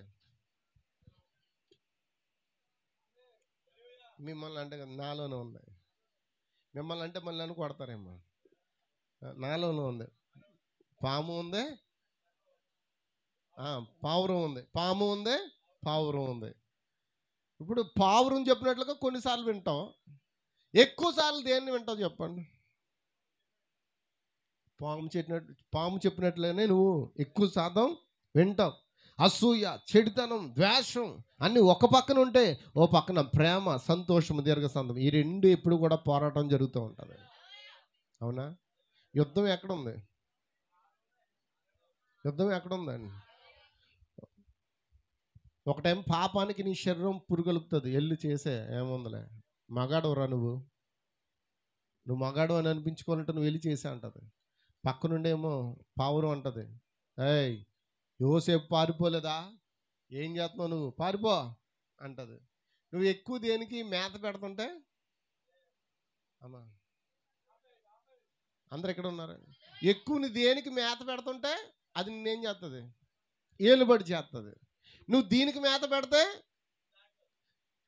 దీనికి మేత పెట్టాలంటే ఎక్కడికి వెళ్ళాలి? ఇంకా ఉదాహరణకి నేను ఇక్కడ నన్ను చూసుకోండి, ఈ పక్కనేమో పాము ఉంది, ఈ పక్కనేమో పావురం ఉంది. పాముకేమో ఎక్కువ మేత పెట్టావు అనుకో, పాము ఏం చేస్తుంది? ఆడిని కొట్టు, ఆడిని తిట్టు, ఆడి మీద ఇలా చేయి, ఆడిని ద్వేషించు, కోపం చూపించు అని చెప్తుంటుంది. పావురం ఉంటుంది, అది మనకు తగదు, ప్రేమ కలుగుండు, మనం ఇక్కడ వాళ్ళం కాదు, ఈ భూమిని విడిచిపెట్టేస్తాం, ఇది శాశ్వతం కాదు, ఆటటకు వచ్చిపోతావు నువ్వు అని చెప్తుంటుంది. ఎవరు? పాము ఏమంటుంది? బ్రతుకున్నంతకాలం రాజు ఎలా బ్రతకాలి, ఎలా బ్రతకాలి, అనుభవించు రాజా అంటుంటుంది. ఈ పక్కన ఉన్నది, ఈ పక్కన ఉంది, అనుభవించినోడు ఎక్కడున్నాడో తెలుసా నీకు? ధనవంతుడు ఎక్కడున్నాడు? అనుభవించి ఏమి తిందుమా, ఏం త్రాగుదామా, ఏం ధరించుకుందామా అని ఆలోచిస్తున్నావా? ఆలోచించుకో, మళ్ళీ నువ్వు ఎక్కడికి వెళ్ళిపోతావు? పాతాళానికి వెళ్ళిపోతావు, జాగ్రత్త అంటది. ఈ పక్కన ఉన్నవాడు అనుభవించు రాజా అంటాడు. నువ్వు దేనికి ఎక్కువ మేత పెడితే అదే నిన్ను ఏలుబడి చేస్తుంది. మరి ఈరోజు నువ్వు ఎక్కువ దేనికి మేత పెడుతున్నావు? ఎక్కువగా దేవుని సన్నిధిని వెతుకువారు, దేవుని వాక్యంలో జీవించేవారు, దేవునితో సహవాసం చేసేవారు ఎక్కువ పావురానికి మేత పెడుతూ ఉన్నారు. అది ఆయిల్ తీసుకొస్తుంది. పావురానికి ఆయిల్ ఎక్కడుంటుంది? ఎవరైనా ఇంజక్షన్ చేస్తారా? పావురం రా, నేను ఇంజక్షన్ చేస్తాను నీకు ఆయిల్ అని అంటారా? పావురానికి ఆయిల్ ఎక్కడ ఉంటుంది? దేవుడు అంట దానికి బాడీలోనే, ఆ నరాల్లోనే ఆయిల్ని పెట్టాడంట. అమ్మ వింటున్నారా? ఆమేన్, ఆమేన్. ఆయిల్ అయిపోగానే ఏం చేస్తుంది? చచ్చిపోద్దా? దాని ఆయిల్ అయిపోద్దండి. దేవుడు దాంట్లో పెట్టిన ప్రక్రియ, దాని శరీరం మీద ఎప్పుడైనా దోగర లేకపోతే ధూళి పడుతున్నప్పుడు, లేకపోతే అది బురదలో పడినప్పుడు ఏం చేస్తుందంట? అమ్మ ఏం చేస్తుంది? చెప్పాలి, ఏం చేస్తుంది? ఆయిల్ బయటకు తీసుకుంటుందా? తీసుకోదండి, ఆటోమేటిక్గా ఆయిల్ బయటకు వచ్చేది. వచ్చి ఆ బురదంతా జారి పడిపోద్దంట కిందకి. ఎండిపోయిన బురదైనా సరే అది ఏమవుతుంది, జారి మళ్ళీ పావురం ఎలా కనబడుతుంది, ఇదరా ఇప్పుడే బురదలో దొల్లింది, మళ్ళీ ఇప్పుడు వెంటనే ఇలా ఒక్కసారి పైకి ఎగిరి కిందకి రాగానే ఏమవుతుందంట, బురదలో పడిపోయిన పావురం పైకి ఎగిరి కిందకు వచ్చేటప్పటికి మొత్తం క్లియర్ అయిపోతుందంట. కారణం, దేవుడు దాని ఆ నరాల్లో ఆయిల్ ఉన్న దాన్ని పెట్టాడంట. మరి ఈరోజు మన నరాల్లో ఏముండాలి? ఉందా? కోపం, ద్వేషం, అసూయ, ఆమేన్, ఇంకా మనలో చాలా ఉన్నాయి. అవన్నీ మనల్ని ఏలుబడి చేస్తున్న సంగతి గుర్తుపెట్టుకో. నువ్వు నీ పాపం నుండి క్షమించబడితివి, వాటిని ఆయన తీసివేసును, కానీ దాన్ని చేయించున్నది అక్కడే ఉన్నది. ఆ చెడ్డ వేరు ఇంకా అచ్చటే ఉంది. గుర్తుపెట్టుకున్నారా? చెడ్డ వేరు ఎక్కడ ఉందండి? ఎవరు మాట్లాడలేదు. అందుకే ఆ చెడ్డ వేరు నీలోంచి పెరికి వేయబడాలంటే నువ్వు మారు మనసు పొందు, యేసుక్రీస్తు నామములో బాప్తిసం పొందు, ఆయన నీ పాపము క్షమించును. చూడండి, రెండవదిగా శుద్ధీకరణ వచ్చును, మన మనసు పరిశుద్ధత మీదకు మళ్లించును, సరిగ్గా ఆలోచించట్లు చేయను. పరిశుద్ధత అను పదమునకు గ్రీకు పదములకు పవిత్రము అని అర్థం. అంతమందికి అర్థమవుతుంది. రెండవది ఏంటండి? పరిశుద్ధత. అమ్మా చెప్పాలి, పరిశుద్ధత ఉందా? హల్లెలూయా. దేవుడు ఈ భూమికి 3 దశల శుద్ధీకరణ ఇచ్చాడంట. ఎన్ని దశలు? ఏంటో 3 దశల శుద్ధీకరణ గుర్తుపెట్టుకోండి. ఈ భూమికి 3 దశల శుద్ధీకరణ ఇచ్చాడు. మొదటి భూమి అంటే పాత ప్రపంచం, నోవాహు దినములో ఉన్న ప్రపంచం నీటిలో మునిగిపోయింది. అప్పుడు నీటితో ఈ భూమిని ఏం చేశాడు? కడిగాడా? రెండవదిగా ఈ భూమికి యేసుక్రీస్తే తన రక్తాన్ని కాచి ఈ భూమిని ఏం చేశాడు? శుద్ధీకరణ చేశాడు. అది శుద్ధీకరణ. మూడవదిగా ఈ భూమి దేని కొరకు నిలవ చేయబడింది? ఎందుకు? అగ్ని వస్తే ఏం జరుగుతుంది అమ్మా? అన్నీ కాలిపోతాయి. పంచభూతంలో మిక్కటమైన వేంటంతో, పంచభూతాలంటే ఏంటి? గాలి, నీరు, నిప్పు, ఆకాశం, భూమి. అమ్మ వింటున్నారా? కొత్త ఆకాశం, కొత్త భూమి ఉంది, కొత్త సముద్రం లేదు. కొత్త సముద్రం ఎందుకు లేదు? ఎందుకు లేదో తెలుసా? రక్షించబడే ప్రజలు అక్కడ రక్షించబడడానికి అవకాశం కూడా అక్కడ లేదు. ఇప్పుడే నీకు అవకాశం ఉంది. అందుకే ఇప్పుడు ఇంకా నీరు ఉంది, ఇంకా రక్షణ పొందడానికి సమయం ఉంది. కాబట్టి ఆ తలుపు వేయక మునిపే నువ్వు మారు మనసు పొందు, యేసుక్రీస్తు నామములో బాప్తిసం పొందు. ఆయన నీ పాపలను క్షమించును. రెండో దగ్గర నేను శుద్ధీకరణ చేయను, మన మనసంతా పరిశుద్ధంగా మారిపోను. తర్వాత అగ్ని మరియు పరిశుద్ధాత్మ బాప్తిసం నీ మీదకి వచ్చును. అప్పుడు దేవుడు మనలో ఏం చేస్తాడు? నివాసం ఉంటాడు. దేవుడు ఈ భూమి మీద త్వరలో నివాసం ఉండాలంటే ఈ భూమి ఏం చేయబడాలి? అగ్ని చేత కాల్చబడాలి. అందుకే అణుబాంబుల చేత ఈ భూమి ఏమవుతుంది? సైన్సిస్టులు అంట అమెరికా వాళ్ళు ఒక బాంబు వేశారంట ఇరాన్లో. ఆ బాంబు అంటే ఇంచుమించు 60 అడుగులకు వెళ్ళిందంట. ఎంత అడుగులు? వాళ్ళు అనుకుంటారంట, ఆహా నవ్వుకున్నారంట. కానీ 60 అడుగుల్లో ఉన్న కొన్ని స్థావరాలు ఏమయ్యాయి? అమెరికా వాళ్ళు చెప్పారంట, ఒరే బాబు మీరు 60 అడుగులు వేస్తారు, మేము 90 అడుగులో ఉన్నాం అన్నారంట. అమ్మ వింటున్నారా? ఎన్ని అడుగులు? ఇప్పుడు వాళ్ళు ఏం చేస్తారు? ఆ సైన్సిస్టులు, ఒరే మనం 60 అడుగులు చేయడం కాదురా, 90 అడుగులు కాదు 200 అడుగుకి పోయేలా కూడా మనం ఏం చేద్దాం? టెక్నాలజీ ట్రై చేద్దాం అని చెప్పి మళ్ళీ ప్రయత్నం చేస్తారు. అవునా కదా? ఇప్పుడు 200 అడుగుకి వెళ్ళిపోయి బాంబు లేదంటారా? ఎందుకంటే అట్లా తయారు చేసి పెట్టుకున్నారు. ఎప్పుడు పడిపోతుందో తెలీదు. ఈ లోపల మనం ఏం చేయాలి? నూనె ఉంటే తలుపు దాటి ఆ పక్క వెళ్తాం, నూనె లేకపోతే తలుపు ఇవతలే ఉండిపోతాం. ఎంతమందికి అర్థమవుతుంది? ఎంతమంది తలుపు దాటి ఆ పక్క వెళ్ళాలనుకుంటున్నారు? ఆవలగొట్టుకు వెళ్ళాలని ఎంతమంది ఆశపడుతూ ఉన్నారు? దేవునికి స్తోత్రం. దేవుని నామమునకు మహిమ కలుగును గాక. హల్లెలూయా. గమనిస్తున్నారా? చూడండి, స్వాభావికమైన జన్మలో స్త్రీ శిశువును ప్రసవించి ముందుగా బయట మొదట ఏం జరుగుతుంది అమ్మా? స్వాభావికమైన జన్మ అంటే ఒక బిడ్డన ఒక బిడ్డను స్త్రీ కనినప్పుడు మొట్టమొదటిగా జరిగే కార్యం ఏంటండి? ఉమ్మనీరు. చెప్పండి. ఉమ్మనీరు లేకపోతే బిడ్డ ఏమైపోతాడు? చచ్చిపోతాడు. అయితే ఆ బిడ్డ పుట్టాలంటే ఉమ్మనీరు ఉండాలి. ఉమ్మనీరు తక్కువైపోయినా చచ్చిపోతాడు, అలా అయినా ఎక్కువైపోయినా చచ్చిపోతాడు. ఎంత క్వాంటిటీ ఉండాలో అంతే క్వాంటిటీ ఉండాలి. దేవునికి స్తోత్రం. హల్లెలూయా. అందరు ఇక్కడ ఉన్నారా? ఆమేన్. మొదట ఆ స్వాభావికమైన జన్మలో స్త్రీ శిశువును ప్రసవించి ముందుగా నీరు బయటకు వస్తుంది. మొదట నీరు, తర్వాత ఏమవుతుంది? అందరు ఇక్కడ ఉన్నారా? ఇక్కడ ఎవరు డెలివరీలు వేయలేదా? డెలివరీలు చేసుకున్న వాళ్ళు ఉన్నారు, డెలివరీ చేసిన వాళ్ళు ఉన్నారు. చెప్పండి అమ్మా శ్రీలారా. మొదట నీరు, తర్వాత రక్తము, తర్వాత జీవం. అలాగే ఈ మొదటి ప్రపంచము మొదట నీటి బాప్తిస్మం ద్వారా ఇది బాప్తిస్మం పొందుకుంది. తర్వాత యేసుక్రీస్తు రక్తము దీని మీద ప్రోక్షించబడింది. తర్వాత ఈ భూమి మీదకి ఏమవుతుంది? పరిశుద్ధాత్మ జీవం రాబోతూ ఉన్నది. హల్లెలూయా.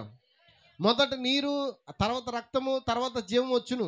ఆ చిన్న శిశువును పట్టుకుని ఊపినప్పుడు అతడు ఏం చేస్తాడు? కివ్వమని ఏడుస్తాడు. ఒకళ్ళు ఏడపోతే నీరు వచ్చింది, రక్తం వచ్చింది, కానీ ఆ బిడ్డ బయటకు వచ్చాడు, కానీ బిడ్డలో ఏం లేదు. ఈ రోజున చాలా మంది క్రైస్తవులు ఎలా ఉన్నారు? నీటిలో బాప్తిజం పొందుకున్నారు, యేసుక్రీస్తు రక్తం చేత కడగబడ్డం అనుకుంటున్నారు, తర్వాత ఏం రాలే. అందరూ గట్టి కొడతారు చప్పట్లో. మరి నువ్వు నీటిలో బాప్తిజం పొందుకున్నావు, యేసుక్రీస్తు రక్తం చేత కడగబడ్డావు, మరి పరిశుద్ధాత్మ బాప్తిజం పొందబోతే నేనేమనాలి? అమ్మా పాస్టర్ అమ్మా ఏమన్నాను చెప్పు. ఎవరినన్నా అడిగితే మళ్ళీ కొట్టేలా ఉన్నారు, అందుకే నిన్ను అడుగుతున్నాను. చెప్పు. మొదట నీటి బాప్తిజం పొందుకున్నావు, తర్వాత రక్తం చేత కడబడ్డావు, తర్వాత నీ బ్రతుకు మారలేదనుకో, జీవం లేదనుకో, నేనేమనాలి? బ్రతికుండు మనం ఏమన్నా అంట చచ్చిన వారమే. ఎంతమందికి అర్థమవుతుంది? అలాంటి చచ్చిపోయిన వారిని దేవుడు ఎక్కడ తీసుకుపోతాడు? అంతే. మనం చచ్చిపోవడానికి దేవుడు పిలుచుకోలేదండి, ఆయన రాకల్లో కొనిపోవడానికి దేవుడు పిలుచుకున్నాడు. అందుకే మూడో దశ ఏంటంటే శుద్ధీకరణం. అగ్ని చేత మనం ఏం చేయబడాలి? మన పాపంలో ఏం చేయబడాలి? శుద్ధీకరించబడాలా? దేవునికి స్తోత్రం. దేవుని నమ్మకం మహిమ కలుగును గాక. హల్లెలూయా, హల్లెలూయా. గమనించండి, మనం పరిపూర్ణమైన వాక్యాన్ని మనం ఏం చేయాలి? నమ్మాలా? ఎంతమంది నమ్ముతూ ఉన్నారు? హల్లెలూయా. గమనించండి, క్రీస్తు అనబడిన యేసు నేనేమి చేతున్నాను వర్తమానంలో చెప్తున్నాడు. కయ్యేను కుమారులు వాక్యాన్ని నమ్మరు. ఇక్కడ పాస్టర్ గారు ఎంత గట్టిగా అరిచినా, తిట్టుకున్నా, గద్దించినా, వాక్యం చెప్పినా కొంతమంది వ్యక్తులు ఎందుకు నమ్మరు? కయ్యేను ఆత్మ వారిలో ఉంది కాబట్టి కయ్యేను కుమారుల వాక్యాన్ని నమ్మరు. ప్రవక్తకు నోవాహు వర్తమానం చూసి కయ్యేను కుమారులు ఏం చేశారు? నవ్వుకున్నారు, అపహాసం చేశారు. మీరు అది గమనించారా? దేవుని వాక్యము తర్వాత తీర్పు వచ్చును. ముందు దేవుడు తన వాక్యాన్ని పంపుతాడు. వాక్యాన్ని నమ్మకపోతే ఏమొస్తుందమ్మా? వాక్యాన్ని నమ్మకపోతే ఏమవుతుంది? తీర్పు వస్తుంది.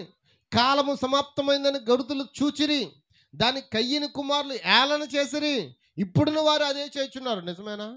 రాకడ వచ్చేద్దంటే కొంతమంది ఏం చేస్తున్నారు? అరే 2000 సంవత్సరాల నుంచి చెప్తున్నారా, ఎక్కడొచ్చిందిరా బాబు? నేను అంటాను 2000 సంవత్సరాలు అవ్వకుండా రాదు. కాకపోతే ఇప్పుడు 2000 సంవత్సరాలు అయిపోయింది. ఆయన వచ్చి 2000 సంవత్సరాలు అయిందా? మొదట రాకడ జరిగి 2000 సంవత్సరాలు అయిందా? చెప్పండి. ఇంకా ఎంతకాలం ఎక్స్ట్రా అయింది? ఇంకో 25 సంవత్సరాలు ఎక్స్ట్రా అయిపోయింది లేదా బ్రదర్? ప్రవక్త అంటున్నాడు ఆయన రాకడ సమయం అయిపోయింది అంటున్నాడు. అంటే దాని అర్థం ఏంటి? ఆయన వచ్చే సమయం అయిపోయింది, మనకి ఇంకా కొంచెం ఎక్సెస్లో ఉన్నాం అంటే దాని అర్థము కృప మనకి సమయాన్ని ఇచ్చింది. దేనికి ఇచ్చింది? మనలో ఉన్న ప్రతి ఒక్క పాత పాము, పాత స్వభావం చంపడానికి. దేవునికి స్తోత్రం. హల్లెలూయా, హల్లెలూయా. యేసు దినముల వారు అదే చేశారు. ఆయన వాక్యాన్ని నమ్మలేదు. అన్ని కాలాల్లో వారు అలాగే చేస్తున్నారు. దాన్ని వారు హేళన చేస్తున్నారు. అంచె దినముల అపహాసకులు లేచిదరని బైబిల్ చెప్తూ ఉంది. హల్లెలూయా. మత పద్ధతి ద్వారా అపవాది పిల్లలు కూడా అదే చేస్తున్నారు. ఇప్పుడు అన్నీ ఏం పద్ధతులు? ఇప్పుడు ఏ పద్ధతులు వచ్చాయి? మత కల్లోహాలు. మన మతము కాదండి, మార్గమై ఉన్నది. దేవునికి స్తోత్రం. మనం ఎక్కడికి వెళ్ళడానికి ఒక మార్గాన్ని ఎన్నుకున్నాం. ఈ భూమి శాశ్వతమైనది కాదు. ఈ భూమి మీద ఒక దినాన విడిచిపెట్టి మనం ఆయన రాజ్యములకు వెళ్ళాలని యేసుక్రీస్తు కాలంలో వాక్యము ప్రత్యక్షమైనట్లుగా మన కాలంలో కూడా మనకు వాక్యాన్ని దేవుడు ఏం చేశాడు? ప్రత్యక్షపరిచాడు. అది గమనిస్తున్నారా? ఒక్క మాట నువ్వు నమ్మకపోయినా కూడా శిక్ష తప్పదు. ఏంటండి? దేవుని వాక్యము, దేవుని లేఖనం ఒక్క మాట నమ్మకపోయినా మనకి ఏం తప్పదు? ఆమేన్ అంటారా సహోదరులారా? ఆమేన్. కాబట్టి సొదొమ మరియు గొమొర్రా నాశనానికి ముందు ఆ పర్వతం మీద ఎవరున్నారు? అబ్రహాము ఉన్నాడు. ఈ సొదొమ గొమొర్రా పట్టణాలతో ఈ ప్రపంచం నాశనానికి ముందు ఆ అబ్రహాము రాజ సంతానం ఇక్కడ ఉంది. ఎంతమందికి అర్థమవుతుంది? కాబట్టి హల్లెలూయా, హల్లెలూయా. మరియు పాపంలో బ్రతుకుడు బదులు అతడు కరుకైన మార్గాన్ని ఎంచుకున్నాడు. ఎవరు? అబ్రహాము పాపంలో బ్రతికేదానికన్నా కరుకైన మార్గంలో ఉంటానని నిర్ణయించుకున్నాడంట. సత్యవాక్యమును బోధిస్తానని ఇష్టపడ్డాడంట. మరియు ప్రభు యొక్క దూత అతన్ని కలుసుకున్నది. ఆమేన్. మరి ఈరోజు ప్రభు యొక్క దూత మనం కలుసుకోవాలంటే ఏం చేయాలి? కరుకైన మార్గాన్ని ఎన్నుకోవాలి. సులువైన మార్గాన్ని కాదండి. ఏ మార్గము? ఇరుకైన మార్గము, కరుకైన మార్గము. హల్లెలూయా. సొదొమ గొమొర్రాల వైపు వెళ్ళిపోయాడు లోతు. నాకు చాలా బాగుంది, చక్కగా ఉందని అనుకున్నాడు. తిరిగి ఆ పట్టణంలో ఏం పోగొట్టుకున్నాడు? సమస్తాన్ని పోగొట్టుకున్నాడు. అంత ఆస్తి అంతా కూడా ఏమైపోయింది? సంపాదించిన బంగారం ఏమైపోయింది? ధనం ఏమైపోయింది? డబ్బు ఏమైపోయింది? భార్య ఏమైపోయింది? మొత్తం అంతా బూడిదే. కానీ అబ్రహాము మాత్రం ఎలా ఉన్నాడు? క్షేమంగా ఉన్నాడు. దేవుని కృపలో ఉన్నాడు. దేవుని కృపని 3 దశలో ప్రయాణం చేస్తూ ఉన్నాడు. ఇరికైనా కష్టమైన దేవునితోనే నడిచాడు. కానీ లోతు లోకాన్ని ప్రేమించాడు, లోకం వైపు తిరిగాడు. అక్కడ అంతా పోగొట్టుకున్నాడు. దేవునికి స్తోత్రం, దేవునికి స్తోత్రం. అసలు ఎప్పుడు నీకు దూతలు ప్రత్యక్షమవుతారు? దూతల యొక్క ప్రత్యక్షత కావాలా? ఈ వర్తమానం చెప్తున్నాడు. దూతలు ప్రజలకు ప్రత్యక్షమైనది ఎప్పుడో తెలుసా? మానవ కల్పిత వేదాంతంలో కాక, మానవ కల్పిత సిద్ధాంతంలో ఉండక, వాక్యముతో సహవాసం చేయుచున్నవాడు, యెహోవా ఇలాగు సెలవిచ్చుచున్నాడని చెప్పువాడు ఎవరైతే ఈ దినమున ఆ వాక్యమును తీసుకుని వచ్చున్నారో, ఆ వాక్యముతో నిలిచున్నవారు మాత్రమే, వారికి మాత్రమే దూతలు ప్రత్యక్షమవుతారు. అందరికి కాదు. మనకి దూతల ప్రత్యక్షత కావాలా? ఆమేన్. దూతలు దర్శించద్దా? దేవుడు నీతో మాట్లాడలేదా? నీకు అగ్నిస్తంభాన్ని, మేఘస్తంభాన్ని చూపించలేదా? ఆయన కుడి చేతిలోని 7 నక్షత్రాలను చూడట్లేదా? దేవునికి స్తోత్రం. ఎంతమంది ఇక్కడ ఉన్నారండి? అబ్రహాము పొందుకున్న అదే గొప్ప దర్శనాన్ని మనం కూడా పొందుకుంటున్నామా లేదా? హల్లెలూయా. కాబట్టి దేవుడు ఎందుకు మన పట్ల దీర్ఘశాంతం కలిగి ఉన్నాడంటే నీ యొక్క మార్పు కొరకు. దేవునికి స్తోత్రం. నేను ముగిస్తూ ఉన్నాను, ముగింపులోకి వచ్చాను. చూడండి, గొప్ప యోధుడైన యెహోషువ వర్తమానంలో చెప్తున్నాడు. ఈ వాక్యాన్ని తిరస్కరించే ముందు అతడు వాక్యాన్ని ప్రకటించాడు. దేవుడు రాతి పలకలు ఇచ్చాడు. ఇశ్రాయేలు ప్రజలకు ఇచ్చాడా లేదా? వారు వాక్యాన్ని తిరస్కరించడానికి కారణం, వారు తిరస్కరించడం వల్ల అరణ్యములో 40 సంవత్సరాలు ప్రయాణం చేశారంట. అమ్మా, వాక్యాన్ని నమ్ముంటే 40 రోజుల్లో వెళ్ళిపోదురు. వాక్యాన్ని తిరస్కరించడం వల్ల 40 సంవత్సరాలు పట్టింది. అందరూ ఇక్కడ ఉన్నారా? హల్లెలూయా. ఇవన్నీ ఉండడానికి గల కారణం ఏమిటి? నేను క్రీస్తు యొక్క రాకను నమ్ముతానంటావు, అది నా హృదయం మీద ఉందని అంటావు, అది నువ్వు దీన్ని చెప్పొచ్చు. యేసుక్రీస్తు యొక్క రాకడ గడువు మీరింది. ఏమన్నాడండి ప్రవక్త? ఏమన్నాడండి? మీరు చదువుకోండి. ఈ గొప్ప యోధుడైన యెహోషువ వర్తమానము 35వ పారాగ్రాఫ్లో చెప్తున్నాడు, యేసుక్రీస్తు యొక్క రాకడ గడువు మీరింది. మీరడం అంటే దాటిపోయింది. గడువు మీరింది. బోధకుడా నువ్వు దేని గురించి మాట్లాడుతున్నావు అని అంటారు మీరు. అది బైబిలు. నోవహు దినాల్లో ఉన్నట్లుగానే మనిషి కుమారు దినంలో జరుగునని చెప్పాడు. నోవహు దినాల్లో ఏం జరిగింది? నోవహు దినాల్లో దేవుడు చాలా ఓర్పు కలిగి ఉన్నాడంట. ఎవ్వరూ నాశనం అవ్వడానికి దేవునికి ఇష్టం లేదు కనుక దేవుడు 7 దినాలు ఆ వాడ కట్టిన తర్వాత కూడా వెయిట్ చేశాడంట. ఎవరైనా వస్తారేమో. దేవుడు చాలా ఓర్పు కలిగి ఉన్నాడు. ఆయన రాకడ యొక్క గడువు పొడిగింపు జరిగింది. ప్రజలు కనుక సంపూర్ణంగా దేవుని సమర్పించుకున్నట్లయితే 40 సంవత్సరాల క్రితమే మనం 1000 ఏండ్ల పాలనలో ఉండేవారం. ఏంటండి 40 సంవత్సరాల క్రితం మనం ఎక్కడ ఉండొచ్చంట? కానీ 1000 ఏండ్ల పాలన ఇప్పుడు మనకి ఎందుకు దూరం అయింది? మన అవిధేయత వల్ల, మన అవిశ్వాసం వల్ల, మన మార్పు లేని జీవితాల వల్ల ఆయన ఇంకా దీర్ఘశాంతం చూపుతున్నాడు. కానీ ఆయనకి ఆలస్యం ఉండదని చెప్తూ ఉన్నాడు. హల్లెలూయా. మరియు వ్యవస్థీకృతంగా వారు పాత సిద్ధాంతాలు బిగిసిపోయి ఉన్నారు. చివరికి పెంతుకోస్తులు మరియు మిగిలినవన్నీ కూడా మనం ఒక సంఘంగా కలిగి ఉందాం అనుకుని ఇప్పుడు ఏం చేస్తున్నారు? సంస్థల్లో చేరిపోతూ ఉన్నారు. హల్లెలూయా. అయితే మీకు తెలుసా, యేసుక్రీస్తు తెల్లని గుర్రం మీద రావడం లేదని ఒకడు చెప్తాడంట. ఒకడంటాడంట తెల్లని మేఘం మీద వస్తున్నాడని చెప్తాడంట. అది తెలుపో నలుపో రాయలేదు మనకు మేఘం. అవునా? రాశాడండి. మేఘం మీద వస్తాడు. మేఘాలు ఏ రంగులో ఉంటాయి? నల్ల మేఘం ఉంటుంది, కారు మబ్బుల్లో ఉంటుంది, పచ్చని మేఘాలు ఉంటాయి, ఎర్రని మేఘాలు కూడా ఉంటాయి. ఉండవా? ఏ మేఘంలో వస్తున్నాడో చెప్పలేదు కదా. కానీ ఇక్కడ ప్రజలు అంటారంట యేసుక్రీస్తు తెల్లని గుర్రం మీదే రావడం లేదు, ఆయన తెల్లని మేఘం మీద వస్తున్నాడని చెప్తారంట. అది నేను నమ్ముతున్నానని చెప్పును. అయితే అది వాళ్ళు సంస్థగా మార్చి, సిద్ధాంతంగా మార్చి వాళ్ళు ఒక సంఘం అయిపోతారంట. ఏదో కొత్త విషయం చెప్పి వాళ్ళు ఏం చేస్తారు?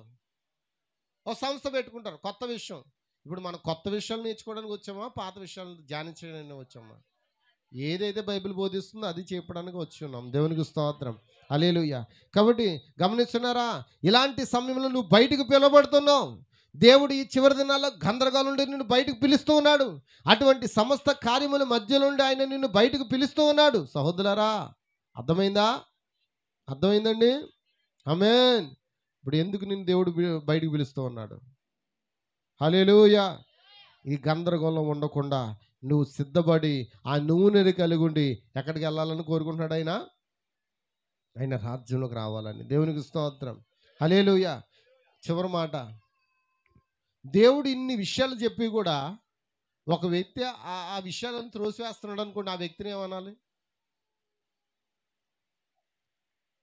వాడ మందసం వర్తమానం చెప్తున్నాడండి. ఈ దినమున దేవుణ్ణి కృపను త్రోసివేసిన కారణం చేత అనేక మంది గుడ్డివారిగా ఉన్నారు. అంతేనండి. లవోదిక సంఘం అంటే ఏంటండి? గురుడిది.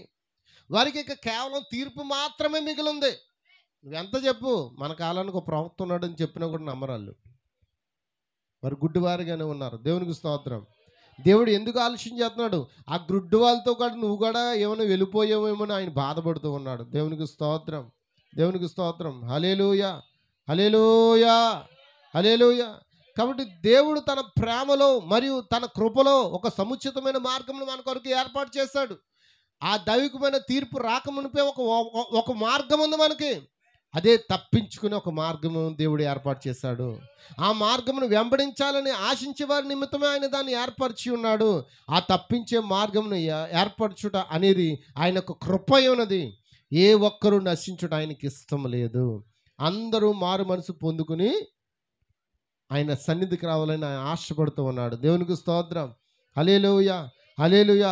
అందుకే దేవుడు వారి కొరకు అద్భుతాలు చేస్తున్నాడు, స్వస్థతలు చేస్తున్నాడు, కొంతమంది చనిపోయిన వారు లేపుతూ ఉన్నాడు, ఘనమైన కార్యాలు చేస్తున్నాడు. అయినా కూడా దేవుని వాక్యాన్ని వారు ఏం చేయట్లేదు? నమ్మట్లేదు. ఒకవేళ ఈ దినమున నేను నా దృష్టిని వద్దనుకున్నట్లయితే, నా కన్నులను బయటికి తీసివేసినట్లయితే ఏమగును?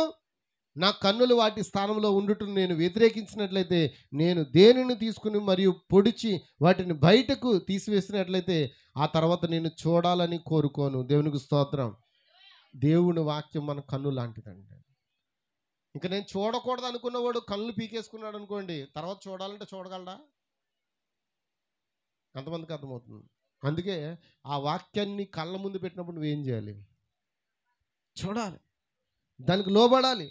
నాకు వద్దు ఈ కళ్ళు, నేను చూడను, ఈ వాక్యం నాకు వద్దు, అని అంటే దాని అర్థం ఏంటి తెలుసా? కన్నున్నవాడు తన కన్నులు పెరికేసుకుంటే వాడి పరిస్థితి ఏంటి? ఇంకా తన జీవితంలో మళ్ళీ ఇంకా అన్నడు చూడలేడని, అతడు తీర్పులోకి వెళ్ళిపోతాడని దాని అర్థమై ఉన్నది. దేవునికి స్తోత్రం, హల్లెలూయా. కాబట్టి గమనిస్తున్నారా, ఇప్పుడు దేవుడు తన కృపలో మనకి ఆయన సమస్తాన్ని ఏర్పాటు చేశాడు. ఎవరైతే తప్పించుకోవాలని ఆశించున్నారో వారి నిమిత్తం దేవుడు ఒక మార్గాన్ని ఏర్పాటు చేశాడు. ఎవరైతే నశించిపోతుందో ఆయన చూచున్నాడో వారి నిమిత్తం దేవుడు ఒక మార్గాన్ని ఏర్పాటు చేశాడు. మీకు విషయం తెలుసా? ఎవరు రక్షించబడతారో ఆయనకి తెలుసు, ఎవరు శిక్షించబడతారో ఆయనకి తెలుసు. హల్లెలూయా. వాడ అంటే ఏంటి తెలుసా? దాని అర్థము తప్పించుకునే ఒక స్థలం. ఏంటండి? ఏంటా వాడ? క్రీస్తనే. అది ఒక దాగుకునే స్థలము. అది పాత నిబంధనలో దాని గురించి 3 వ్యక్తులు బోధిస్తూ ఉన్నారు. హల్లెలూయా. కాబట్టి మనం రేపు దేవుని నుండి మనం తొలగిపోయేదేమో, లేదా నశించిపోదామో, జీవించదమో, లేదా పారిపోదామో అని మనకు తెలియదు. కానీ ఎవరికి తెలుసు? ఎవరి నుండి? దేవుని యొద్ద నుండి. కాబట్టి ఎవరు నశించరో, ఎవరు నశించదరో ఆయన ఎరిగి ఉన్నాడు. లేఖనం అదే మనకు బోధిస్తూ ఉంది. కాబట్టి గమనించండి, ఇప్పుడు మనం ఏం చేయాలి? ఈరోజు మనం నిద్ర మేలుకునే సమయం. ఎంతమందికి వాక్యం అర్థమైందండి? మనం జీవించున్న కాలం ఎలా ఉంది అమ్మ చెప్పాలి. మనం ఏ కాలంలో జీవిస్తున్నాం? ఆయన రాకడను గూర్చిన సూచనలు జరుగుతున్న కాలంలో జీవిస్తున్నాం. హల్లెలూయా. ఇంకా చెప్పండి అమ్మా, మనం ఏ కాలంలో జీవిస్తున్నాం? వెళ్ళిపోయే కాలం మనం. మరి మనకేం కావాలి? నూనె. మరి అందుకే మన హృదయంలో ఏముంది? 2 పని చేస్తున్నాయి, పావురము, పాము. దేనికి ఎక్కువ సమయం ఇస్తే అదే నిన్ను ఏలుబడి. పావురానికి ఎక్కువ సమయం ఇస్తే నువ్వు ప్రార్థన కోరుకుంటావు, పాముకి ఎక్కువ సమయం ఇస్తే ప్రార్థనకి వెళ్ళొద్దని చెప్తుంది. నీకు పాము కావాలా, పావురం కావాలా? పావురం అయితే దేవుడు నీకు నూనెని ఇస్తాడు. నూనె ప్రొడ్యూస్ అయిపోయి ఆ గ్రంథులు నీలోనే ఉన్నాయి. ఎంతమందికి అర్థమవుతుంది? నీ మీద అంటుకున్న బురదను నువ్వు బయటికి వెళ్ళగొట్టుకోగలవు. అందుకే దేవుడు తన రక్తాన్ని మన మీద ప్రోక్షించి ఉన్నాడు. ఎంతమందికి అర్థమవుతుందండి? అందుకే దేవుడిక ఈ దినాల్లో ఏం చేస్తాడంట? ఆలస్యము. ఎవరి కోసం ఆలస్యం చేశాడా? మరి ఇప్పుడు గడువు తీరిపోయిందా? ఇంకా ఉందా? మరి ఇంకా మారలే మనం. గడువు ఊరిపోయిందా లేదా? ఇంకా మనలో కోపాలు ఉన్నాయి, ద్వేషాలు ఉన్నాయి. ఎలా జరగలేదు, అలా జరగలేదు, నేను అనుకున్నది అవ్వలేదు అని హృదయంలో ఇంకా తలంపులు కలిగి ఉన్నావా? వద్దండి. మనకు కావాల్సింది ఏదేమైనా దేవుని చిత్తం లేకుండా మనకి ఏది జరగదు. ఆయన సెలవు ప్రకారంగా సమస్తము జరుగుతుంది. నీ హృదయంలో నిశ్చయించుకున్నప్పుడు దేవుడు ఏం చేస్తాడు? ఆ రాజ్యంకు తీసుకుపోవడానికి ఒక మార్గాన్ని ముందర పెడతాడు. ఆ మార్గంలో సాగిపోయినప్పుడు నువ్వు ఖచ్చితంగా ఆయన రాజ్యానికి చేర్చబడతావు. కాబట్టి ఈరోజు నాకు సారాంశం ఏంటంటే, ఆయన ఎందుకు ఆలస్యం చేశాడు అని అంటే, నువ్వు మారు మనసు పొందుతావని. ఆయన ఎందుకు ఆలస్యం చేశాడంటే, ఎవరు నశించిపోవడం ఆయనకి ఇష్టం లేదు కాబట్టి. ఆయన ఎందుకు ఆలస్యం చేశాడంటే, ఆయన కృప 3 దశలు నీకు ఇచ్చింది. ఆ కృపలో మనం ఉన్నాం. ఆ 3 దశలు ఏంటంటే, ముందు నువ్వు మారు మనసు పొందాలి. పాపక్షమతో ప్రతివాడు యేసుక్రీస్తును బాప్తిసం పొందాలి. అప్పుడు పరిశుద్ధాత్మని వరము నువ్వు పొందుకుంటావు.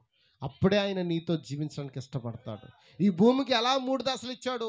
పుట్టిన బిడ్డకు 3 దశలు ఎలా ఉన్నాయో, పుట్టిన బిడ్డకు కూడా 3 దశలు ఉన్నాయో లేవా? అలాగే నీకు కూడా దేవుడు 3 దశలను ఇచ్చాడు. కాబట్టి జాతిగా సహోదరులారా, మనం చాలా పెండ్లి కుమారుడు వచ్చే కాలంలో జీవిస్తున్నాం. ఇది పెండ్లి కుమారుడు రాబోతున్నాడు. ఇంకా ఆలస్యం లేదు. అన్నీ జరుగుతూ ఉన్నాయి. జపాన్లో భూకంపం జరిగింది, అక్కడక్కడ భూకంపాలు జరుగుతున్నాయి. అండమాన్లో భూకంపం అంటే మాట్లాడుకున్నారా? బైబిల్ చెప్తుంది ఎన్నడూ చూడనంటే పెద్ద భూకంపం ఒకటి కలుగుతాను బైబిల్ చెప్తుంది. ఈ చిన్న చిన్న భూకంపాలకే ప్రళయాలు వస్తే ఆ పెద్ద భూకంపాలకు నువ్వేమైపోతావు? అందుకే సహోదరి, ఎవరు నశించిపోవడానికి ఇష్టం లేదు కనుక ఇప్పుడే మారు మనసు పొందు. ఆ పావురానికి మేత పెట్టు. పాముకు కాదు మేత, పావురానికి పెట్టు. అది నిన్ను పరలోక రాజ్యానికి తీసుకుపోతుంది. దేవుడి మాటలు మీ హృదయంలో దేవుడు దీవించును గాక. God bless you. అందరూ కూడా ప్రార్థన చేద్దాం.